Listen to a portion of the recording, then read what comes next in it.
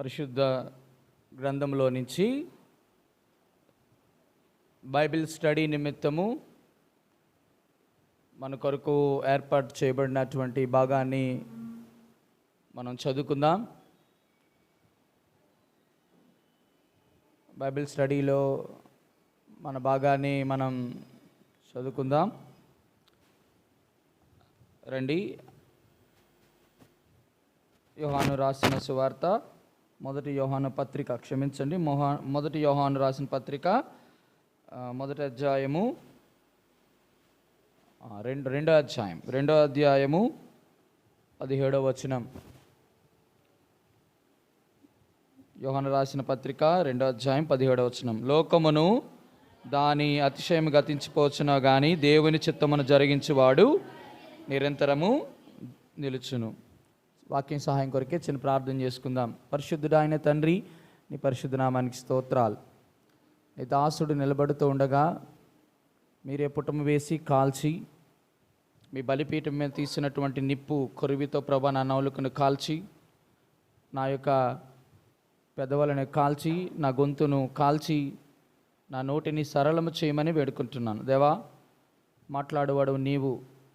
నాయన, లౌకికమైన, అపవిత్రమైన, భౌతికమైన, లోకానుసారమైన జ్ఞానాన్ని లయపరిచి దైవికమైన జ్ఞానము అనగా అది మొదట పవిత్రమైనది, తర్వాత సమాధానకరమైనది అనగా పైనుంచి వచ్చే జ్ఞానంతో నింపి సహాయం చేయమని కృపను అనుగ్రహించమని పరిశుద్ధాత్మదేవ, మీ ఆత్మ తాకిడి, మీ ఆత్మ పరిపూర్ణత, మీ ఆత్మ సంపూర్ణత, మీ ఆత్మ నడిపింపును కోరుకుంటున్నాను. వాక్యము నీది, బిడ్డలు నీవారు, మందిరము నీది. ప్రభా తండ్రి, మీరు మా మధ్య ఉంటే మా యొక్క ప్రయాణము సజావుగా సాగుతుంది. కృపను అనుగ్రహించమని ఈ గంట సమయం ప్రభా మమ్మల్ని మీ ఆధీనంలో తీసుకునండి, సహాయం చేయమని, కృపను అనుగ్రహించమని, మీరు మాత్రమే మాట్లాడమని. ప్రభా, నా పతనాలని, నా తప్పులని, నా ప్రతి పరిస్థితిని నీ పాదాల దగ్గర ఒప్పుకుంటూ, దౌర్బల్యుడినని, దుమ్ముని ధూళిని ఒప్పుకుంటూ మీ పాదాల దగ్గర పడివేసుకుంటూ మీరు మాత్రం మహిమ ఘనత ప్రభావమును పొందుకోమని యేసుక్రీస్తు అతి శ్రేష్టమైన దివ్యమైన నామమున ప్రార్థించి అడిగి వేడుకుంటున్నాము తండ్రి. Amen, amen. గత దినాల్లో మనం బైబిల్ స్టడీలో దేవుని చిత్తము అనేకమైన అంశముల గురించి చూస్తూ వస్తున్నాం. దేవుని చిత్తంలో మహిమ అనే ప్రత్యేకమైన అంశం గురించి కూడా చూస్తూ వచ్చాం. దేవునికి మహిమ రావడం గురించి కొన్ని విషయాలు కూడా చూస్తూ వచ్చాం. దేవునికి మహిమ రాకుండా ఉండే పనికి మాలిన తీగలు పారవేయుటను బట్టి దేవునికి ఎలాగ మహిమ ఆయనకి ఎలా ఆరోపించబడుతుందో చూస్తూ వచ్చాం. అందులో పనికి మాలిన తీగల్లో పనికి రానివి ఏమిటి అనేవి చూస్తూ, అందులో మొదటిది పనికి మాలిన మాటలు, రెండవది జౌకిచ్చు విల్లు అంటే అస్థిరమైనటువంటి జీవితం, 3 పనికిరాని విగ్రహములు. ఆ పనికిరాని విగ్రహాలలో ఒక ప్రాముఖ్యమైన మాటని మనం ధ్యానం చేసాం. అది ఏమిటి అంటే అనేకమైన విషయాలు చూస్తూ వచ్చి అందులో మొదటిది ధనాపేక్ష అనే విగ్రహారాధనను చంపివేయుడి. ఈ ధనాపేక్ష అనేటువంటి ఆ మాటను గురించి చాలా కూలంకుషంగా ఈ ప్రయాణం సాగుతూ ఉంది. అందులో గత బైబిల్ స్టడీలో మనం చూస్తూ వచ్చాం. అది ఏమిటి అంటే యాకోబు రాసిన పత్రిక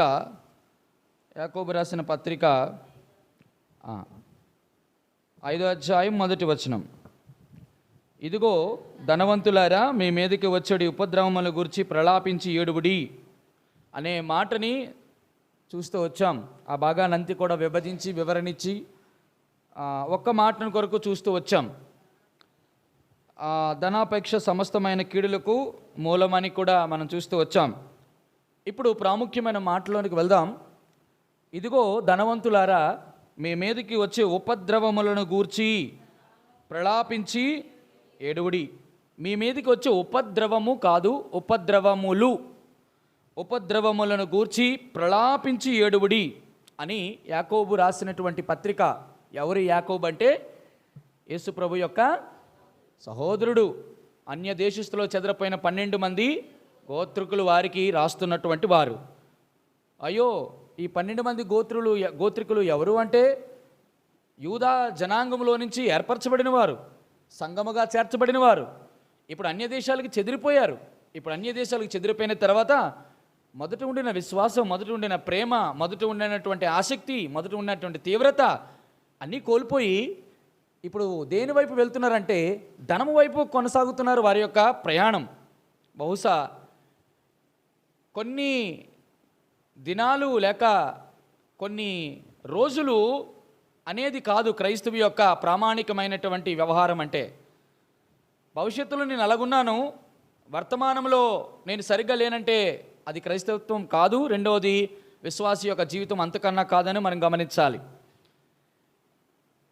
ఆ మీదటికి కొన్ని విషయాలు చూడటానికి ప్రయత్నం చేశాం. ఇంతకీ ధనవంతులు గురించి చూస్తూ అసలైన ప్రామాణికమైన విషయం మర్చిపోయాం. అదేమిటి అంటే, ఇదిగో ధనవంతులారా, మీ మీదకి వచ్చి ఉపద్రవములను గురించి ప్రలాపించి ఏడుబడి. ఇప్పుడు ఉపద్రవాలు ఏమిటో ఒక 7 ఉపద్రవాలు ఉన్నాయి, అవి చూడం. ఏడవమన్నాడు ప్రలాపించి. అసలు ఎందుకు ఏడవమన్నాడు? ధనవంతులారా అంటే, ధనవంతులారంటే ధనం ఉన్నవాళ్ళు కాదు. ఇక్కడ కాంటెక్స్ట్ ఏమిటి అంటే ధనాపేక్ష కలిగిన వారు. అంటే వీళ్ళకి దేవుడిచ్చినటువంటి విధానము, దేవుడిచ్చిన ప్రణాళిక, దేవుడిచ్చిన పరిచర్య, దేవుడిచ్చినటువంటి విధానం మర్చిపోయి లోకంలోకి కలిసిపోయినారు. అప్పుడు ఎందుకు ధనవంతులారా మీరు ప్రలాపించి ఏడవమంటున్నారంటే, ధనవంతుల యొక్క వైఖరి ఈ 13, 14, 15, 16, 17 వచనాల్లో 4వ అధ్యాయం యాకోబు రాసిన పత్రికలో మనం గత దినం చూస్తూ వచ్చాం. ఒక 5 ప్రాముఖ్యమైన మాటలు చెప్తారా? దానిని ఒక 5 రకాలుగా విభజించిన 13 వచనము ఏమి జ్ఞాపకం చేసింది? 14, 15, 16, 17. మొదటిది, నేడైనను రేపైనను ఒకానొక పట్టణమునకు వెళ్ళి అక్కడ 1 సంవత్సరం ఉండి వ్యాపారము చేసుకొని లాభము, దానికి ఒక పేరు పెట్టినాం. ఏంటి? ప్రాస్పారిటీ అంటే సంపద. రెండవది, తర్వాత రేపేమి సంభవించునో మీరు చేశారా లేదా? మొదటిది 13వ వచనం వెల్త్ అనే దాని గురించి మాట్లాడాం, ధనము గురించి అనగా సంపద. తర్వాత రేపేమి సంభవించునో అది మీకు తెలియదు, మీ జీవము ఏ పాటిది? What is your life? మొదటిది వెల్త్, డబ్ల్యూ. రెండోది వాట్ ఈజ్ యువర్ లైఫ్, ఏంటి నీ జీవం అని దాని గురించి మాట్లాడినాం. మూడోది అంటున్నాడు, కనుక ప్రభు చిత్తమైతే మనం బ్రతికి ఉండి ఇది అది ద విల్ ఆఫ్ గాడ్. మూడవది దేవుని చిత్తం.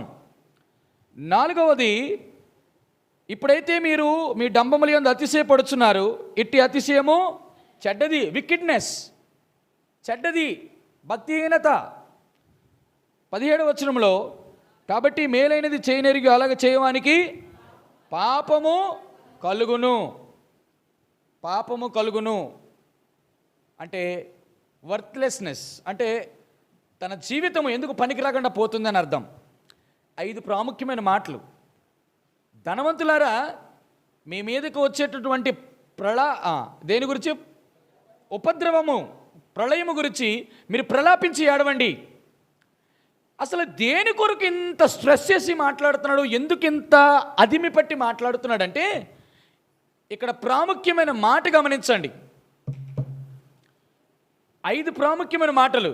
మొదటిది సంపద, రెండవది మీ యొక్క జీవన విధానం, మూడవది మీ యొక్క దేవుని యొక్క చిత్తం, నాలుగవది భక్తిహీనత, ఐదవది మీ వ్యర్థత లేకపోతే మీ యొక్క జీవితం వృధా అని.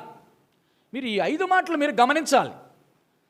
ఇప్పుడు దేని కొరకు అని అంటే, ఈ మొదటి వచనాన్ని నేడు రేపు ఒక పట్టణానికి వెళ్ళి అక్కడ వ్యాపారం చేసుకొని లాభం సంపాదించుకుందాము అనేటువంటి మాటని మనం 5 రకాలుగా కూడా మళ్ళీ విభజించాం.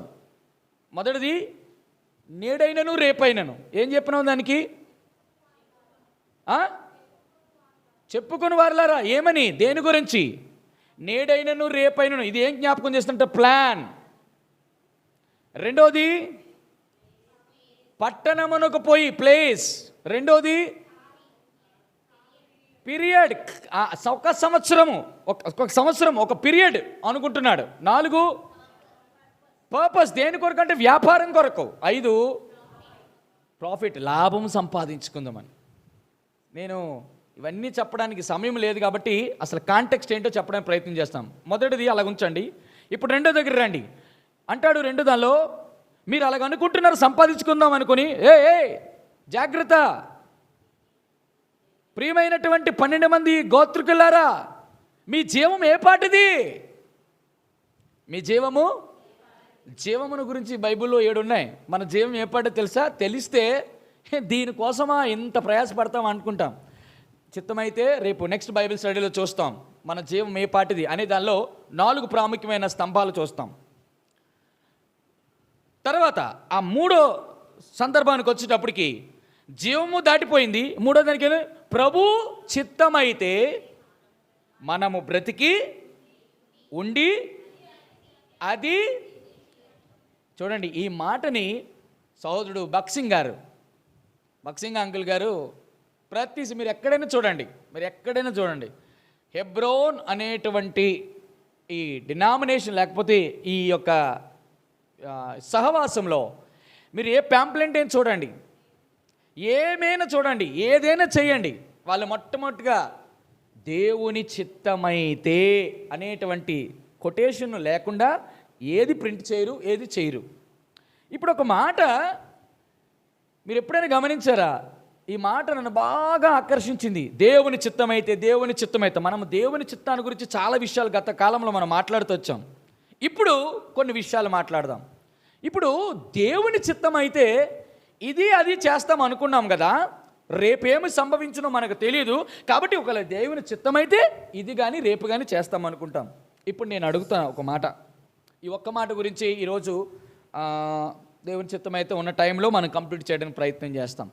అన్న, ఇంతకీ దేవుని చిత్తం ఏంటి? అసలు మనం దేవుని చిత్తం దేని కొరకు కనిపెట్టాలి? చాలా జాగ్రత్తగా ఆలకించండి.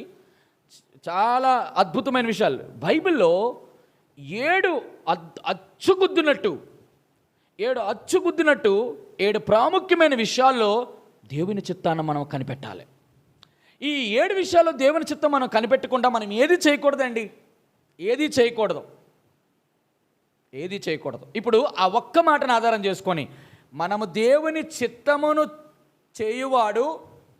మొదటి యోహాను రాసిన పత్రిక 2వ అధ్యాయము 17వ వచనంలో ఏం చెప్పినాం?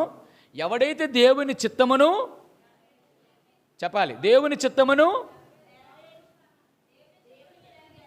జరిగించునో వాడు. దేవుని చిత్తమును జరిగించాలంటే మొట్టమొదటిగా నన్ను వినండి, దేవుని చిత్తాన్ని జరిగించాలంటే మొదట దేవుని చిత్తం ఏంటో నువ్వు ఎరగాలి. దేవుని చిత్తమును నువ్వు ఎరగకుండా నువ్వు జరిగించలేవు. అవునా కదా? రైట్ అన్న, ఇంతకీ దేవుని చిత్తం ఏ విషయంలో మనం ఎరగాలి? అది ఒకవేళ తెలియకపోతే ఈరోజు దేవుడు మనతో మాట్లాడుతున్న ఒక 7 ప్రాముఖ్యమైన మాటలు, టైంని బట్టి 7 లేక 5 లేక 3, ఇన్కంప్లీట్ మ్యాక్సిమం చేయను, ప్రయత్నం చేస్తాను త్వరగా పూర్తి చేయడానికి. ఇంతకీ మొదటగా అసలు దేవుని చిత్తము దేని కొరకు? దేవుని చిత్తమైతే అన్నాడు యాకోబు రాసిన పత్రికలో. దేవుని చిత్తమైతే తర్వాత ఏం రాశాడు? మనము అంటే ఒక్కడా, ఇద్దరా, ముగ్గురా, నలుగురా? అందరము బ్రతికి ఉండి ఇది బాగా గమనించండి. మనము బ్రతకాల, బ్రతికిన తర్వాత ఇది అది. ఎందుకు ఇది అది ఏంటి? ఇందాకలా చెప్పినా కదా, దేవుని చిత్తమును ఎరిగితేనే చేయగలవు, జరిగించడం అంటే ఇది చేయాలి అది చేయాలి. ఇంతకీ ఇది ఏంటి అది ఏంటి? ముందు ఇది అది చేయాలంటే నువ్వు ముందు బ్రతకాలి. నువ్వు ముందు బ్రతకాలంటే దేవుని చిత్తం ఉండాలి. మీకు తెలుసో లేదో, కరోనా టైంలో ప్రభువా మాకు ఇల్లు వద్దు, పొల్లు వద్దు, మాకు ఉద్యోగం ఉంటే ఉంది లేకపోతే లేదు, ఈ ఊపిరి నిలబడితే చాలు. అప్పటి వరకు తెలీదా? అప్పటి వరకు మనం దీని వ్యవహారం ఏంటో మనకు తెలియదు. యాకోబు రాసిన పత్రికలో ఉన్నటువంటి అన్ని చోట్ల చెప్తున్నారు మీ జీవం ఏపడిది. ఓ ధనవంతులారా, మీరు దేనికో సంపాదించుకున్నారు. చాలా జాగ్రత్త ఆలకించండి. ఈ మాట మర్చిపోతున్నాం మనం. దేవుని చిత్తమైతే మనం బ్రతుకుతామండి. అవునా కాదా? అవునా కాదా? అపోస్తులు రాసిన పత్రిక అన్నాను, అపోస్తుల కార్యాలు చూస్తామా? 17వ అధ్యాయం.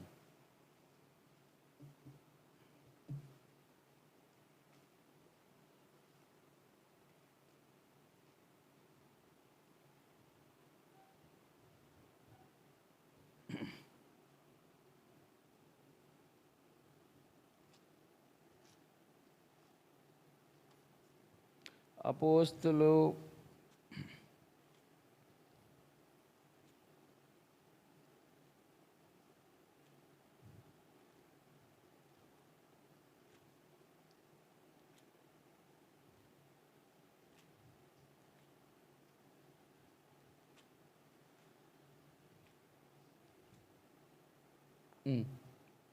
అపోస్తులు రాసిన అపోస్తుల కార్యములు 17వ అధ్యాయం 28వ వచనం.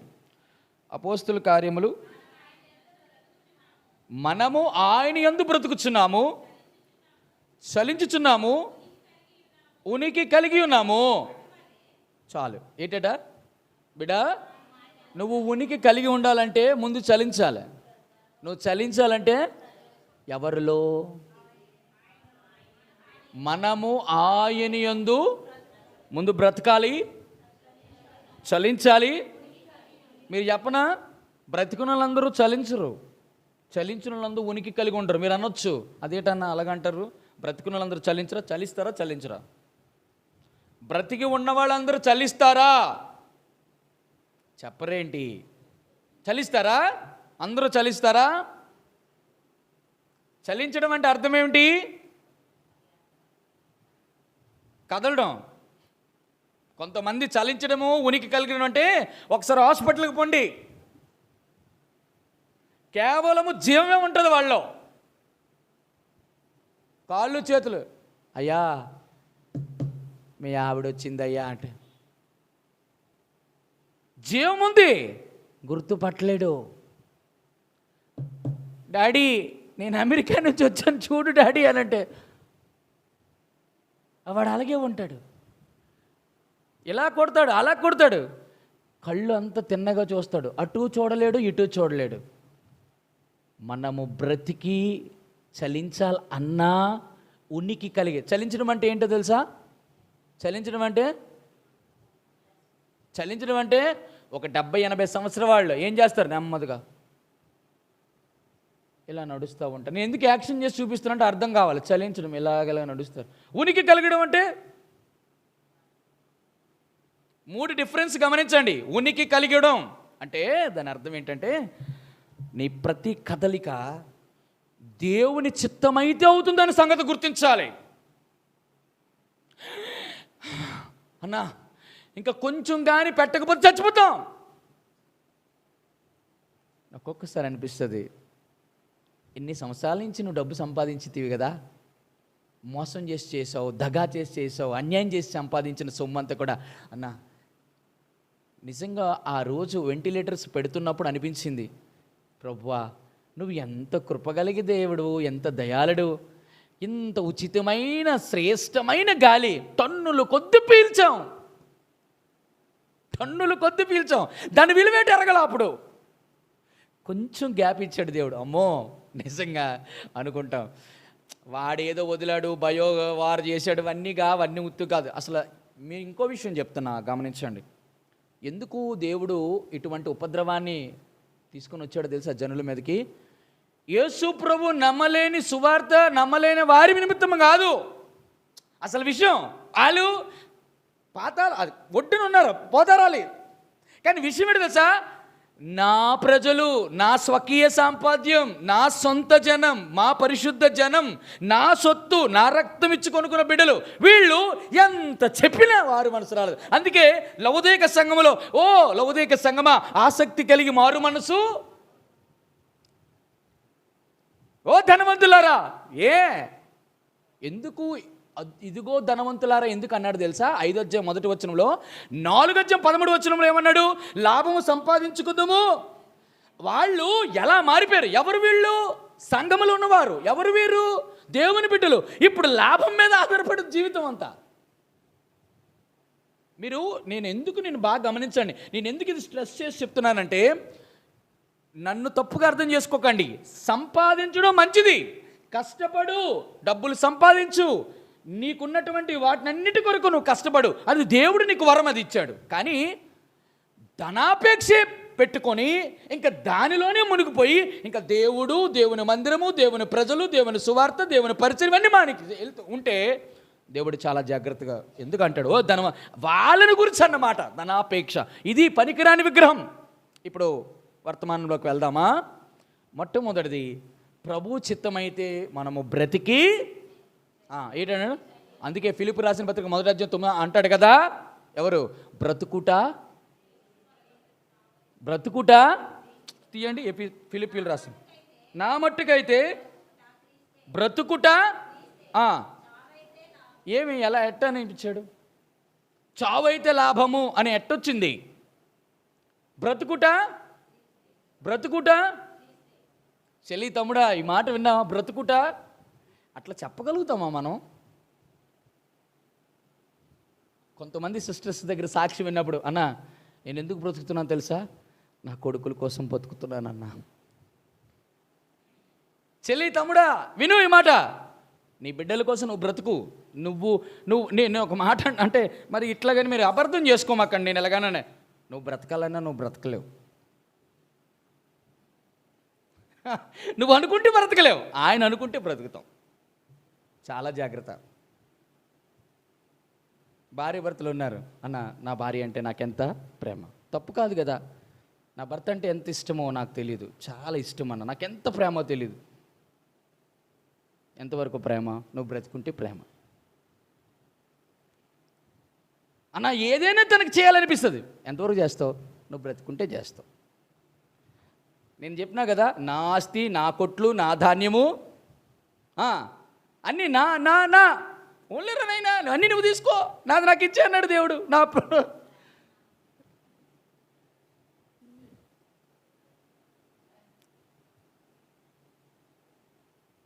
ధనవంతులారా, దేవుడు మీకు ఇచ్చినటువంటి ఆధిక్యతలన్నీ మర్చిపోయి ఇప్పుడు ధనం వెంబడి పరిగెడుతున్నారా? దేవుని చిత్తాన్ని మర్చిపోయారా? ఇంతకీ వీళ్ళు దేవుని చిత్తం ఏ విషయంలో మర్చిపోయారో చెప్పనా? అదే ఇప్పుడు మనం మాట్లాడవలసిన విషయాలు. రండి, మనమందరూ దేవుని చిత్తం కనిపెట్టాలన్నాం కదా. దేని విషయంలో దేవుని చిత్తాన్ని కనిపెట్టాలి? మొదటి దేవుని చిత్తం ఎందులో కనిపెట్టాలి?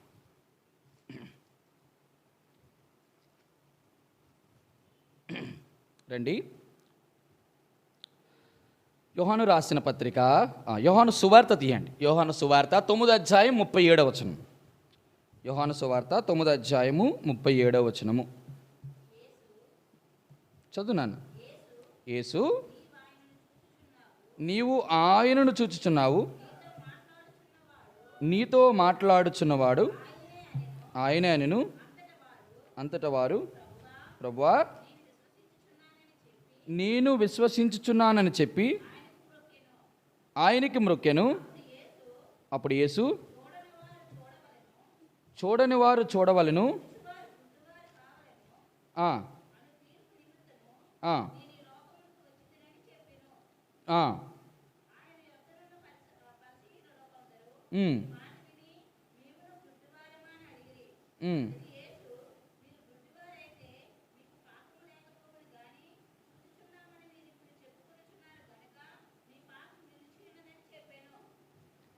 నాన్న 9వ అధ్యాయము 31వ వచనం. మన కాంటెక్స్ట్ రిలవెంట్గా, దేవుడు పాపుల మనవి ఆలకింపడని ఎరుగుదుము, ఎవడైనను దైవభక్తుడై ఉండి, అది అండర్లైన్ చేయండి, ఆయన చిత్తము చొప్పున జరిగించిన ఎడల ఆయన వాని మనవి. ఇక్కడ మీకు ఏం అర్థమైంది చెప్పాలి. మరొకసారి చదువుతామా? దేవుడు పాపుల మనవి ఆలకింపడని ఎరుగుదుము, ఎవడైనను దేవభక్తుడై ఉండి ఆయన చిత్తము చొప్పున జరిగించిన ఎడల ఆయన వాని మనవి, అంటే దాని అర్థం ఏంటి? దైవభక్తుడై ఉండి ఆయన చిత్తము చొప్పున జరిగించి, అంటే మనవి చేయడం అంటే మనము చేసిన అది విషయం. అంటే దాని అర్థం ఏమిటి అంటే, ఈరోజు నేను ఒక మాట చెప్తాను, ఆలకించండి. మనం ప్రార్థన చేస్తాం కదా, అది దేవుని చిత్తానుసారంగా చేయమంటున్నాడు. మొదటిది దేవుని చిత్తమైతే మనం ఇది అది చేస్తామన్నాడు కదా, ఆ ఇది అదిలో మొదటిది ఏంటంటే ప్రార్థన. మనము అనేక రకాలైన ప్రార్థనలు చేస్తాం, చేయకూడదని కాదు. ప్రార్థన చేయాలా, చాలా చక్కగా చేయాలా. ఇంతకీ నేను మాట చెప్పనా, దేవుని చిత్తానుసారంగా ప్రార్థన చేయడం అంటే ఏంటండి? ఇక్కడ ఒక 2 మాటలు గమనించండి. దేవుని చిత్తమును, ఆ మాట చూడండి, ఆ మాట ఏం రాశాడు? దేవుని చిత్తము చొప్పున జరిగించిన ఎడల. ఏది? చూడండి, దేవుని చిత్తము చొప్పున జరిగించిన ఎడల, దానికి ముందు దేవుని బట్టి అంటే దేవుని భయభక్తులు కలిగి ఉండి. బాగా గమనించాలి, దేవుని యందు భయభక్తులు కలిగి ఉండాలా, ఆయన చిత్తమును జరిగిస్తే నీ మనవి. ఇప్పుడు దాని అర్థం ఏంటంటే, మనవి ఆలకించడానికి ఖచ్చితంగా జవాబు రావాలా లేదా?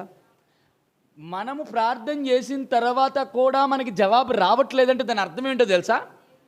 దేవుని యందు భయభక్తులు కలిగి ఉన్నామని మనం అనుకున్నాం, దేవుని చిత్తము జరిగిస్తున్నామని మనం అనుకున్నాం, మనం ప్రార్థన చేస్తే దేవుని యొక్క మనవి వస్తుందని మనం అనుకున్నాం. రాలేదంటే 2 సింటమ్స్ గమనించండి. దేవుడు ఏదైతే భయము భక్తి నీలో చూడాలనుకున్నాడో అది ఆ మోతాదులో లేదు, మొదటిది. రెండోది, దేవుడు ఏ చిత్తాన్ని అయితే నీకు బయలుపరిచాడో ఆ చిత్తానుసారంగా నువ్వు ప్రార్థన చేయట్లా. నేను ఒక మాట ఎట్లా అడిగినా, ఇలా అడుగుతాను, రండి అన్నా, నా 10th క్లాసు ఎగ్జామ్ రాశాను. నేను మొదటిసారి ఫెయిల్డ్ అయిపోయాను. రెండోసారి ఫెయిల్డ్ అవ్వడానికి కూడా ఛాన్సెస్ ఉన్న విధంగా నేను ప్రిపేర్ అవ్వలేకపోతున్నాను. మళ్ళీ కూడా ఫెయిల్డ్ అయిపోయాను. మూడోసారి సప్లిమెంటరీ. ఇప్పుడు ఈ వ్యక్తి ప్రార్థన ఏం చేయాలి చెప్పాలి. వీడేం ప్రార్థన చేశాడు తెలుసా? ప్రభువా నీ చిత్తమైతే నేను కలెక్టర్ని అవ్వాలనుకున్నాడు.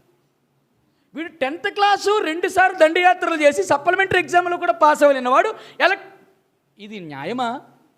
ఇది ధర్మమా? దేవుడు వాడిని కనీసం ఆలోచన ఉండాలా?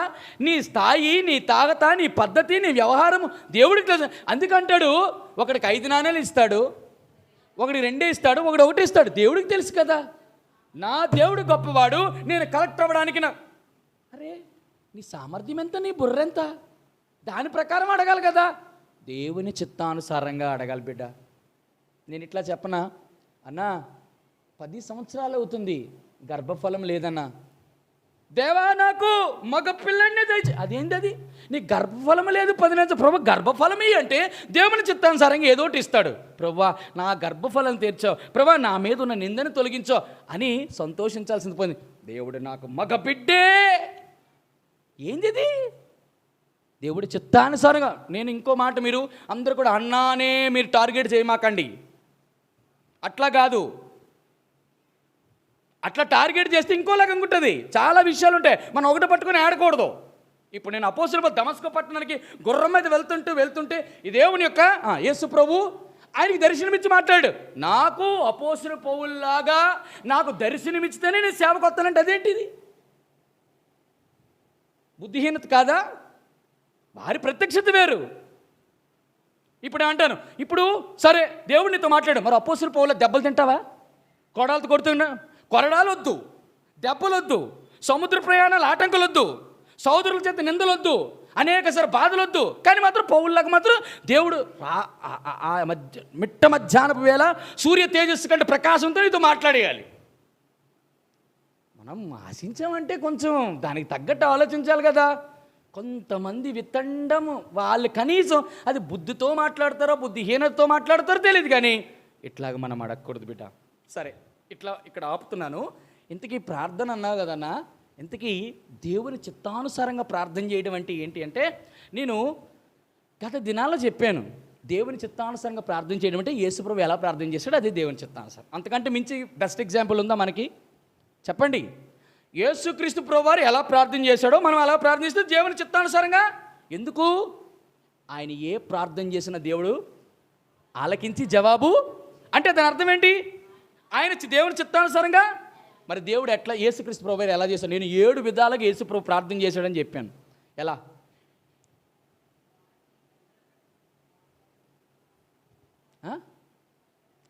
ఎట్లా ప్రార్థన చేశాడు? ఇవన్నీ మీకు గుర్తుండదు, కానీ నేను ఒక చిన్న లాజిక్ చెప్తాను. ఒకటి రాసుకోండి. ఉపకార మోత అని విన్నారు ఎప్పుడైనా? ఏటమ్మా? ఉపకార మోత. మోత అంటే మోత కొట్టడం అనమాట. ఇప్పుడు చెప్తాను. ఉపకార మోత. అంటే ఉదయం. ఉదయమా? ఉదయం ప్రార్థన చేశాడు యేసుప్రభువారు ఉపవాసముతో. పెందలకడ. అబ్బా చెల్లి బాగా చెప్పింది. కన్నీటితో. Very good. రాత్రంతా. మోకరించి.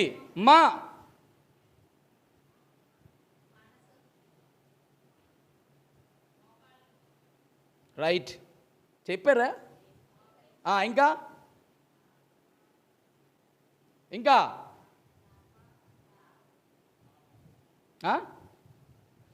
అంటే ఉపవాసంతో. అంటే పెందలకడ. కన్నీరు. రాత్రంతా. మోకాలుని. ఇంకా మోలోని మా ప్లస్ ఓ 2 కలిపి కదా ఓ అంటే ఆయన చీకటిగా ఉన్నప్పుడే ఒంటరిగా. అంటే తరచుగా. ఎంత బాగుందా? నేను ప్రభా ఎలాగ ఇవన్నీ గుర్తుంచుకోవాలి, ఏదో వచ్చిన ట్రిక్ చెప్పు ప్రభా అంటే సడన్గా ఇందాకలే బైబిల్ స్టడీ కోసం నేను సిద్ధపడుతుండగా దేవుడు ఇలాగ ఇస్తే ప్రభా ఈజీగా మేము బిడ్డలారా ఎన్ని రకాలుగా అవి 7 వచ్చినాయా? యేసు ప్రభు 7 చేశాడండి. మీరు చేసి చూడండి. మీరు రాకపోతే అలాగడగండి. అయితే ఈ 7 చేసిన తర్వాత ఇది పాజిటివ్, నెగిటివ్ ఎఫెక్ట్స్ ఉన్నాయి. ఇవి ఉంటూ కూడా కొన్ని ప్రార్థనలకి జవాబు రాదు. యేసు ప్రభు ఆ ప్రార్థనలకి 7 రకాలుగా ప్రార్థన చేయొద్దన్నాడు. ఇవి 7 రకాలుగా ప్రార్థన చేయాలి. ఇది పాజిటివ్ థింగ్స్. నెగిటివ్ థింగ్స్ కూడా ఉన్నాయి. బిడ్డ దేని కొరకై నువ్వు ప్రార్థన చేస్తే ఈ 7 విషయాలు పెట్టుకో. ఉపవాసం ఉండాలి, పెందలకడ లెగాలి, రాత్రంతా. మీరు అన్న రాత్రే చేయమన్నాడు కదండి, రాత్రే చేయాలా? పెందలకడ ఉంది, రాత్రి ఉంది. ఇంకా నేను చెప్పాను కదా కార మోలుంది. మాలంటే మధ్యాహ్నం కూడా మీరు కావాలంటే పెట్టుకోవడానికి చెప్పాను. అట్లా మా అంటే ఉదయం, మధ్యాహ్నం, సాయంత్రం, రాత్రి ఏ టైంలో చేయొచ్చు, అదేం కాదు. ఇప్పుడు 7 చేశాం కదా, ఇప్పుడు 7తో పాటు ఇంకొక 7 రకాలుగా ప్రార్థన చేస్తే, ఇలా 7 రకాలుగా ప్రార్థన చేస్తే దేవుడు నీకు సమాధానం ఖచ్చితంగా ఇస్తాడు. బిడ్డ నేను వాక్యానుసారంగా నేను ఇప్పుడు వచనాలు చూపించాను. ఆల్రెడీ మీకు వచనాలు కూడా చెప్పాను. మీకు ఆ మధ్యకాలంలో బైబిల్ స్టడీలో చెప్పినానా? ఉన్నాయా? పోయినాయా? రైట్. ఇప్పుడు విషయం ఏంటంటే ఎట్లా చేయకూడదు, ఎట్లా చేస్తే దేవుడు మనకు సమాధానం ఇవ్వడు, దేని కొరకు చేస్తే సమాధానం ఇవ్వడు. ఒక 7 చూద్దామా? నేను అట్లా చెప్తాను, నోట్ చేయండి. రండి, కీర్తనల గ్రంథం.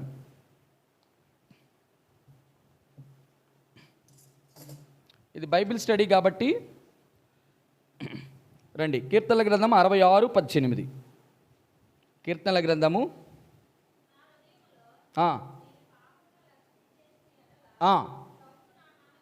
నా హృదయములో నేను గాని పాపము లక్ష్యం చేస్తే ఏ ప్రార్థన కూడా వినపడదు. అదే ఇందాకలా యోహాను సువార్తలో మనం చూసాం, పాపులు మనవి ఆయన ఆలకించడు. పాపులు మనవి ఆలకించడంటే దాని అర్థం ఏంటి తెలుసా బిడా? ఆయన పాపిని ప్రేమిస్తాడు, పాపాన్ని ద్వేషిస్తాడు. నీ హృదయంలో పాపం ఉంచుకొని దయచేసి మాత్రం ప్రార్థన చేయొచ్చు. నువ్వు ముందు దేవుడికి ప్రార్థన చేయాలంటే మొట్టమొదటి నువ్వు చేయాల్సిందంటే పాపాన్ని ఒప్పుకోవాలి, నీ పతనాలను ఒప్పుకోవాలి, నీ నిరుత్సాహ పరిస్థితిని ఒప్పుకోవాలి, నీ జీవితంలో నువ్వు చేసినటువంటి ప్రతి విధమైన చీకటి సంబంధమైన వ్యవహారాలు ప్రభు దగ్గర ఒప్పుకోవాలి. అప్పుడు ప్రార్థన చేయి. అప్పుడు నీకెందుకు బాగవదు, నీ యొక్క సమస్య ఎందుకు తీరదు, ఏంటి నాకు అట్ట అర్థం కాదు. మన ప్రభువు ప్రార్థన వినేవాడు కదా, మన ప్రార్థన చేసినప్పటికి కూడా ఇంకా జవాబు రాలేదంటే సిస్టర్ బ్రదర్స్, ఇంకా సంథింగ్ ఏదో రహస్యంగా, ఏదో ఒప్పుకోడనివి, ఏదో దాచిపెట్టినవి, ఇంకా ప్రభు దగ్గర నువ్వు విన్నవించుకోలేనివి ఏవో ఉన్నాయి. అవి రహస్య పాపాలే కావచ్చు, అవి తెలిసో తెలియక చేసిన పాపాలే కావచ్చు, అది దురాభిమాన పాపాలే కావచ్చు, అది నువ్వు సాహసించి చేసే పాపాలు కావచ్చు, అది మరణకరమైన పాపాలు కావచ్చు, అవి మరణకరం కాని పాపాలనే కావచ్చు. జాగ్రత్త, అది నాకు తెలియదు. నీ ప్రార్థన ఆలకించట్లేదు, ఇంకా నీకు జవాబు రావట్లేదంటే be careful. You are just hiding your sin your heart. నీ హృదయంలో ఏదో తెలియని పాపం నీలో ఉంది, అందుకే దేవుడు విండు. ఇది మొదటిది. రెండవది మత్తయి సువార్త 6వ అధ్యాయం 5వ వచనం. మత్తయి సువార్త 6:5.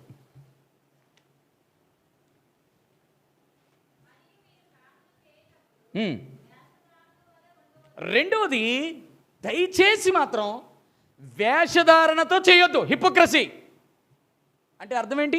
వేషధారణ అంటే యథార్థత లేకపోవడం. అంటే అర్థం ఏంటి? లోపల ఒకటి యాక్టింగ్ చేసి ప్రార్థన. అంటే మన భాషలో ప్రార్థన చేస్తావు కానీ నువ్వు యాక్టింగ్ చేయకురా నాన్న అని. కన్నీరు బుడబుడ కన్నీళ్ళు, ఎన్ని కన్నీళ్ళో తెలీదు. అన్న మించిపోతే దుఃఖ క్రాంతురాళ్ళ ఎన్ని టన్నులు నీరు, గ్యాలన్స్ ఆఫ్ వాటర్ సముద్రంలో కూడా నేను అన్నా ఇంకా నాకు ఓపిక లేదన్నా, నాకు ఓపిక లేదు. కన్నీళ్ళు కార్చి నా భర్త కొరకు, నా బిడ్డల కొరకు, నా యొక్క పరిస్థితి కొరకు నా మారట్లేదని అంటే సంథింగ్ ఈజ్ దేర్. అంటే నా ఉద్దేశం అందరూ అట్లా అని కాదు, మీరు అట్లా తీసుకోకండి, బయటికి వెళ్ళి అలా చెప్పారు కనుక. రెండవది, వేషధారణ వద్దు బిడ్డ. వేషధారణతో మనం ఎప్పుడు చేయకూడదు. యథార్థం. అదే చెప్పాను కదా, నీ హృదయంలో పాపం లక్ష్యం చేయకుండా నువ్వు ఉన్నది ఉన్నట్టు ఒప్పుకొని, ప్రభా ఈ పరిస్థితుల్లో, ఈ కండిషన్స్లో, ప్రభా ఈ పరిస్థితి నేను పడిపోతున్నాను, నేను చేయలేకపోతున్నాను, ప్రభా ఇది చేయకుండా అట్లు కృపను అనుగ్రహించు అంటూ ఆయనతో ప్రతిమలాడుకుంటూ ప్రార్థన చేయి. ఇది రెండు. మొదటిది గట్టి చెప్పాలి చలి, పాపము లక్ష్యం చేయొద్దు, ఒప్పుకో దేవుని దగ్గర, అప్పుడు ప్రార్థించేసి దేవుడు వింటాడు. రెండు, వేషధారణ. ఇవన్నీ మన మైండ్లో ఉండాలి. ఇవి వేషధారణతో చెయ్యొద్దు. లోపల ఒకలాగా, దేవుడి మీద భక్తి ఉన్నట్టు ఒకలాగా, భక్తి లేనట్టు. నువ్వు భక్తి పర్రాలవే కానీ దాని శక్తిని ఆశ్రయించట్లేదు. నువ్వు బయటికి విశ్వాసరాలవే కానీ నాకు ఇస్తాడని అపనమ్మకంతో ఉన్నావు. ఇవన్నీ పోతున్నాయి. ఇవన్నీ వేషధారణ ఇదంతా వేషధారణ. 2, 3 టైం అయిపోతుంది. రండి, మత్తయి సువార్త, క్షమించండి, యాకోబు రాసిన పత్రిక 1వ అధ్యాయం 5, 6 వచనాలు త్వరగా.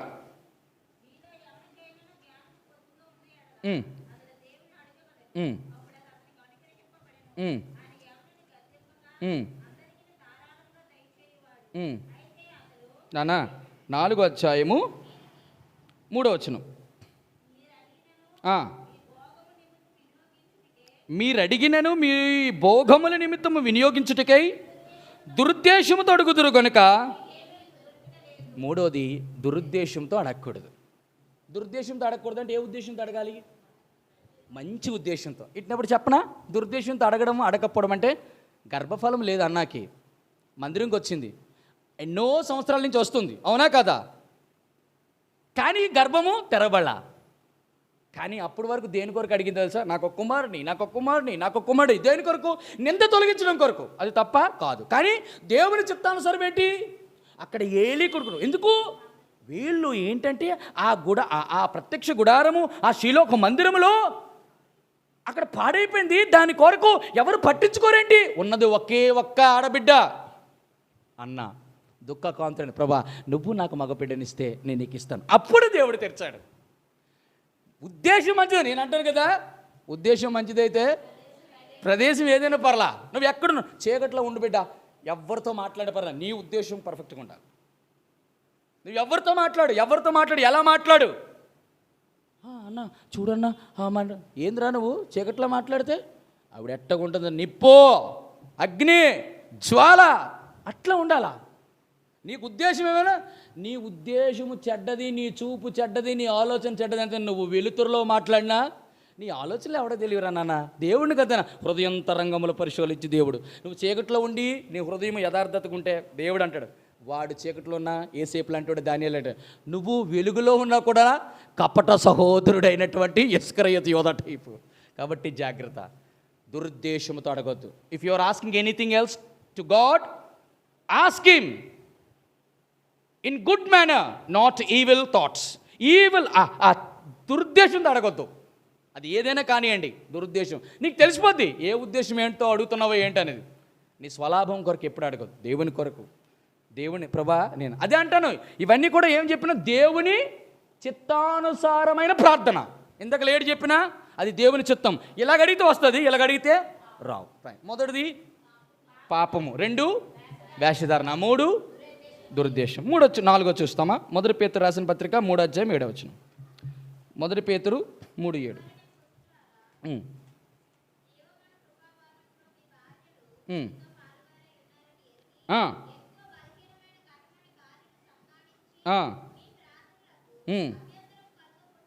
చూడండి, మీ ప్రార్థనలకు అభ్యంతరం కలగకున్నట్లు జ్ఞానము చొప్పున వారితో ఇది చేయరండి. ఎప్పుడు చూడు సేవ అనా ఏటన్నా ఇంట్లో వాళ్ళు పట్టించుకోకుండా ఎప్పుడు పరిచర్య సేవ అంటే God does not like that kind of ministry. దేవుడు నీకు ఇచ్చినటువంటి భార్య బిడ్డలను అలక్ష్యం చేసి నేను పరిచర్యకి వెళ్ళిపోతున్నా, నాకు టైం ఉండట్లేదని ప్రార్థన చేయడానికి నువ్వు ఎంత చేసిన వృధా అబ్బాయి. జ్ఞానము చొప్పున నువ్వు కాపురం చేసి చక్కగా, ఎందుకో తెలుసా, జీవమను కృపావరములోని మీ భార్యలు మీతో పాడివారు. జాగ్రత్త, నీ భార్యను పట్టించుకోవరు. ఎట్టుకునేదన వచ్చిన సిస్టర్లో ఎక్కడ నేను గమనిస్తాను, కొంతమంది సేవకులు మందిరంలో ఉన్నటువంటి ఏవైనా చెల్లెళ్ళు అన్నలు అనుదంటే హలో సిస్టర్ బాగున్నారు, ఎంత చక్కగా మాట్లాడతాడు. బ్రదర్స్ అన్నాడు అన్న ఎట్లున్నారన్న బాగున్నారంటే భార్య వచ్చి ఏదో మాట్లాడితే ఏంటి మందిరంలో అంతమంది బాగానే మాట్లాడుతావు, భార్యతో మాత్రం బాగా మాట్లాడు. ఎవరైనా చంటి బిడ్డలు విశ్వాసుల బిడ్డలు వచ్చి నాన్న చింటూ బాబు అని చక్కగా పలకరిస్తావు. సొంత బిడ్డలు వచ్చి డాడీ నాకు అది కలగండి ఏంటిది? సేవకుడా, సేవకుని కొనుగొనాలా? అవి జాగ్రత్త. కుటుంబ సమస్య విషయంలో చాలా జాగ్రత్త. దేవుని చిత్తానుసారంగా అర్థం ఏంటో తెలుసా? మీ ప్రార్థనలకు ఆటంకము కలుగు నిమిత్తము జ్ఞానము చొప్పున వారితో కాపురం చేయడంటే జ్ఞానానుసారంగా బ్రతకాలని అర్థం. 4వది ఏంటంటే జ్ఞానముతో ప్రార్థన చేయాలి. మొదటిది పాపము లక్ష్యం చేయకుండా, 2 వేషధారణతో, 3 దురుద్దేశంతో, 4 చెయ్యాలా చేయకూడదా? చెయ్యకూడదు. అజ్ఞానంతో చేయకూడదు, దాని అర్థం అది. రైట్. 4, 5 చూస్తాం రండి. 5 లూకా సువార్త 8వ అధ్యాయం 11, 12. లూకా 8, 11, 12.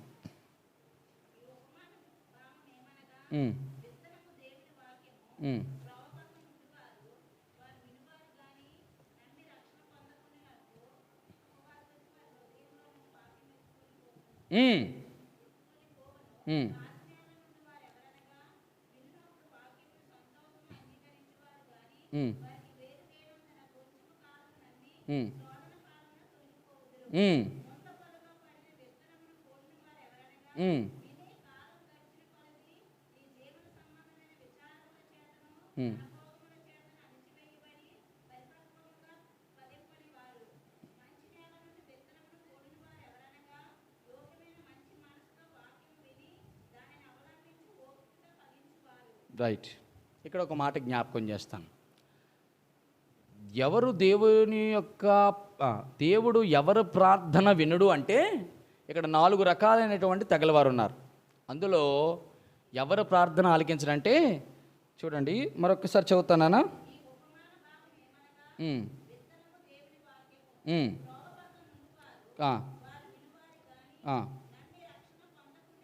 నమ్మి రక్షణ పొందకుండానట్లు. నాన్న అది కాదు, నేను ఏది చెప్పాలనుకున్నానంటే చూడండి, ఎవరంటే సుంకరి పరిసయుడు. ఎక్కడది? ఎన్నోది? లూకా సువార్త 18 అనుకుంటా. చూడండి, చదువు నాన్న, చదువు. వారమునకు 2 మార్లు ఉపవాసము చేయుచు నా సంపాదన అంతటిలో 10వ వంతు చెల్లించునని తనలో తాను ప్రార్థించుచుండెను. అయితే నిలుచుండి ఆకాశము కనులెత్తుటకు ధైర్యము చాలక రొమ్ము కొట్టుకొనుచు, దేవా పాపినైనా నన్ను కరుణించమని పలికెను. అతని కంటి ఇతడు నీతిమంతుడిగా తీర్చబడి వెళ్ళినని మీతో చెప్పుచున్నాను. తన్ను తాను హెచ్చించుకున్నవాడు తగ్గింపబడినని తన్ను తాను తగ్గించుకున్నవాడు చెప్పాను. ఇక్కడ ఇద్దరు ప్రార్థన చేయడానికి దేవాలయానికి వెళ్ళారు. ఒకడు పరిసేయుడు, ఒకడు సుంకర్రి. ఇద్దరు ప్రార్థనలో డిఫరెన్స్ ఏంటి? ఒకడు హెచ్చించుకొని ప్రార్థన చేశాడు. ఏమైనా హెచ్చించుకొని ప్రార్థన చేశాడు? వారానికి చేసి నా సంపాదన అంతట్లో. ఇప్పుడు నేను చెప్పనా, సుంకరి ఏమేం చేశాడు ఇది, కానీ ఇటు చేసింది ఈడికంటే వాడు గొప్పగా చేశాడా లేదా? అవునా కదా? మామూలు విషయం అనుకుంటున్నారా? వారానికి 2 సార్లు ఉపవాసం ఉండడం. పరిసేయులు ఉపవాసం ఉంటే మామూలుగా ఉండరు. అందుకంటాడు, మీ నీతి పరిసేయుల నీతి కంటే, శాస్త్రుల నీతి కంటే అత్యధికము కాకపోతే పరలోక రాజ్యము. అంటే అర్థం ఏంటి? పరలోక రాజ్యానికి వెళ్ళే విధంగా వాడి పద్ధతులు అట్లా ఉంటాయన్నమాట. వారానికి 2 మార్లు ఉపవాసం ఉంటారు. 10వ భాగం పర్ఫెక్ట్గా దేవుని మందిరికి ఇస్తారు. అంత నీతిగా. అయినా ప్రార్థన వచ్చేటప్పటికి ఈ పదాలు ఎప్పుడైతే పడ్డాయో పోయింది మొత్తం. అంటే నేను దీనికి ఏం పేరు పెట్టాను? దయచేసి అతిశయించి ప్రార్థన చేయొద్దు. నీ జీవితంలో ఎప్పుడు అతిశయించి ప్రార్థన చేయొద్దు. ప్రభా, నేను నీ మందిరానికి రెగ్యులర్గా వస్తున్నాను, 10వ భాగం రెగ్యులర్గా ఇస్తున్నాను, ప్రభా ఉపవాసంతో ప్రార్థన చేస్తాను, స్థిర కూడికి మానకుండా వచ్చేస్తున్నాను, పరిచర్య కూడికి తప్పకుండా వచ్చేస్తున్నాను, ప్రభా టైంకి మందిరానికి వచ్చేస్తున్నాను. ఇవన్నీ దేవుడికి తెలుసా తెలీదా? కానీ దేవుడి దగ్గరికి నువ్వు చెప్తున్నావంటే దాని అర్థం ఏంటి? అతిశయం కాదా? ప్రభా ఆమె ఏమి భక్తి చేస్తుంది, నేను భక్తి చేస్తున్నాను, ఆవిడ ఒకరోజు డ్యూటీ ఎక్కడ మందిరానికి రాపడి నేను వస్తున్నాను, కష్టమైన నష్టమైన వచ్చామంటే ప్రతిఫలం నీకే. కానీ ఇవన్నీ కూడా మెన్షన్ చేయొద్దు ప్రార్థనలో దయచేసి మాత్రం. అలా గురుగులు ఎత్తినట్టు వెత్తొద్దు గోధుమల దగ్గర. ఇది వెత్తితే దేవుడు దయచేసి ప్రార్థన ఆలకించడు. నేను ఎందుకు ఇంత కరెక్ట్గా వచ్చిన వెంబడి చెప్తున్నంటే, మనం చేసిన ప్రార్థనలు ఇవన్నీ ఉంటాయి. ఒకటి కాపని 2 ఉండవా? ఖచ్చితంగా గుండెల మీద చేసి చెప్పండి. మనం మిగతా 7 పర్ఫెక్ట్గా చేస్తాం, చేయమా? పెందల కాడ లేస్తాము, కన్నీరు కారుస్తాము, ఉపవాసం ఉంటాము, తరచుగా చేస్తాము, అన్నీ చేస్తాం. కానీ ఇవి ఒకటి ఉంటాయే, ఇవి గురుగులు, ఇవి గోధుమలు, ఇవి ఈ ముండ్ల పొదలు గచ్చ పొదలు ఉండకూడదు మనలో. ఎన్ని చెప్పినా ఇప్పుడు టైం అయిపోతుంది, చెప్పాలి. మొదటిది పాపం, 2 వేషధారణ, 3 దురుద్దేశం, 4 అజ్ఞానం, 4 5 హెచ్చించుకునే విధంగా. తర్వాత చూస్తాం రండి. ఫిలిప్పీలు రాసిన పత్రిక దానికంటే సామెతల గ్రంథం 28:9. సామెతల గ్రంథము 28, సామెతలు 28:9. ధర్మశాస్త్రము వినబడకుండా చెవిని తొలగించుకొని వాని ప్రార్థన దేవుడు ఎవరు ప్రార్థన ఆలకించాడు తెలుసా? అంటే దాని అర్థం ఏంటి? వాక్యానుసారముగా నువ్వు ప్రార్థన చేయకపోతే, నాకు వాక్యం అవసరం లేదండి, ప్రార్థన ఒకటే చేస్తానంటే దేవుడికి ఆ ప్రార్థన అవసరంలా. తమ్ముడు వింటున్నారా? ఎందుకు సహవాసములో ఈ మందిరములో అంటే ఈ ప్రత్యేకమైన దీనిలో ఎక్కడైనా కానివ్వండి, ఇట్లాగా దేవుని వాక్యం నేను కొంతమంది మీరు నమ్మితే నమ్మరు, ఒక్కొక్క అక్క, ఒక్కొక్క చెల్లి, ఒక్కొక్క తమ్ముడు, ఒక్కొక్క అన్న, ఒక్కొక్క సేవకుడు ప్రార్థన చేస్తుంటే ఎట్లుంటుందో తెలుసా? వాక్య దాటి. నేను ఎందుకు చెప్తాను? మన మన మన దీనిలో మీరు గమనించండి, ఆరాధనైన వాక్యానుసారముగా, ప్రార్థనైనా అన్న వాక్యానుసారంగా ప్రార్థన. మీరు ఎందుకు అసలు ఈ పద్ధతి చాలామందికి ఉండదు. మీరు కొంతమంది ప్రార్థన చేస్తారండి అనకూడదు. నేను ఎలా అనకూడదు, దూషిస్తున్నాను మాత్రం అనకండి. వ్యక్తిగతమైన విమర్శనలు లేకపోతే ఎదుటివారి గురించి ప్రార్థన గురించి నేను విమర్శించడానికి లేను. కానీ వాక్యం ఏం చెప్తుందంటే, వాక్యానుసారమైన ప్రార్థన ఉన్నదో లేదో నీ యొక్క వాక్య అనుభవం ఏంటో చెప్పేస్తుంది. నువ్వు ఎంతగా దేవుని వాక్యం ఫాలో అవుతున్నావో, దేవుని వాక్యానుసారంగా నువ్వు ఎక్కడ ప్రార్థన చేస్తున్నావో, ఆరాధన చేస్తున్నావో, వాక్యానుసారంగా నువ్వు జీవిస్తున్నావో నీ ప్రార్థన చెప్తుంది. అలాగని వాక్యానుసారంగా ప్రార్థన చేయని వాళ్ళంటే వాక్యం తెలియని వారు ప్రార్థన చేశారంటే ఒక అర్థం. ఎందుకు కన్నా? కానీ ఇన్ని సంవత్సరాల నుంచి వచ్చి దేవుని వాక్యం ఇంటూ కూడా వాక్యానుసారంగా ప్రార్థన చేయకుండా గంటల తరబడి ప్రార్థన చేస్తే దానివల్ల ఉపయోగం ఉండదని చెప్తున్నాడు దేవుడు. ఈరోజు నేను ఒక మాట మీ దగ్గర ప్రస్తావించాలనుకుంటున్నాను. మనం ఎప్పుడు ప్రార్థన చేసినా దేవుని వాక్యానుసారంగా ప్రార్థన చేయండి. ఎట్లా ప్రార్థన చేస్తాడు? స్తోత్రం స్తోత్రం స్తోత్రం స్తోత్రం స్తోత్రం స్తోత్రం స్తోత్రం స్తోత్రం స్తోత్రం స్తోత్రం స్తోత్రం. ఎందుకు అంత స్తోత్రం స్తోత్రం? నా గోత్రం ఎందుకు స్తోత్రం? అంతసేపు నీకు స్తోత్రం స్తోత్రం కాదు. అసలు మీరు గమనించారా? పాత నిబంధన భక్తులు కానీ క్రొత్త నిబంధన అపోస్తులు కానీ వారు చేసే విధానం ఎట్టుంటుందో తెలుసా? ఎంత ఒక నెహెమ్యా ప్రార్థన చూడండి, ఒక యోషువ ప్రార్థన చూడండి, ఒక మోషే ప్రార్థన చూడండి, ఒక దానియేలు ప్రార్థన ఏం అంటాడు తెలుసా? ఆ పదాలు అసలు ఒక్కొక్కసారి రావు. అసలు అంత అద్భుతంగా ప్రార్థన చేస్తారు. చూడండి, ఒక చిన్న మాట చూపిస్తాను ఎట్లా ప్రార్థన చేస్తారో. నాకు కూడా చూడు తట్లే అంత అద్భుతంగా ప్రార్థన చేస్తారు. దానియేలు గ్రంథము అంటే ఒక్కొక్క ప్రార్థన ఇట్టు ఉంటుంది అన్నమాట.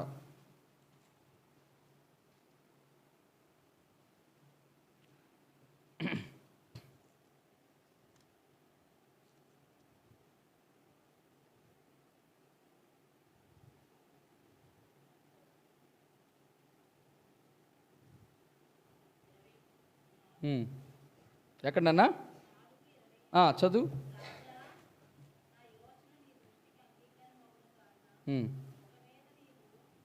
నానా ఆయన చేసిన ప్రార్థన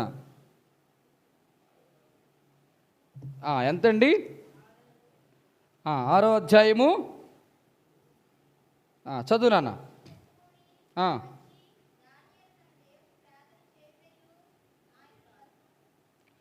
ఆయన చేసే ప్రార్థన విధానం చదవండి.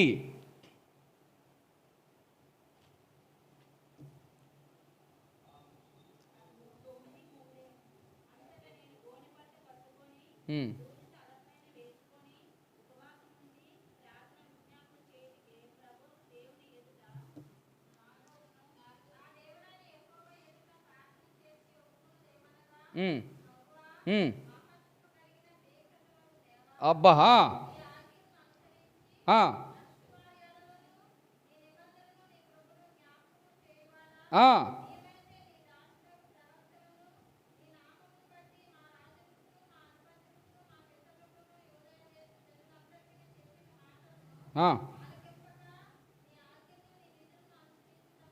మాని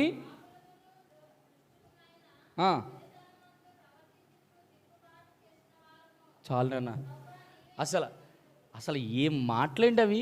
ఎలా అసలు ఏ రకంగా ప్రార్థన చేస్తారని ఒక్కొక్క మాట మాట్లాడుతుంటే అసలు నేను చాలామంది చూశాను, చాలా అద్భుతంగా ప్రార్థనా పరులండి. వ్యర్థమైన మాటలు వాళ్ళు కనీసం ప్రార్థనలో కనబడదు. అంత అద్భుతంగా ప్రార్థన చేస్తారు, చక్కగా ప్రార్థన చేస్తారు. కాబట్టి నేను చెప్పదలుచుకుంది ఏంటంటే, మనము ధర్మశాస్త్రం అలాగా వాక్యానుసారంగా ప్రార్థన మాత్రం చేయకుండా మాత్రం పనికి మాలిన వ్యర్థమైన ఉచ్చరింప సఖ్యము కాని దయచేసి మాటలు ఉపయోగించకండి. అలా చేస్తే దేవుడు సోది దేవుడికి సోది ఇష్టం ఉండదు. సోది ఎలాంటిదట? పాపం అంటాడు. అంటే సోది మాటలు మనం మాట్లాడకూడదు. ఎన్ని చెప్పినా ఇప్పటికి 6 మాటలు. 7 చూస్తాం, 7 చూసి ముగిస్తాం రండి. మత్తయి సువార్త 5:23 అనుకుంటా, చూడండి. మత్తయి సువార్త 5:23, 6:12.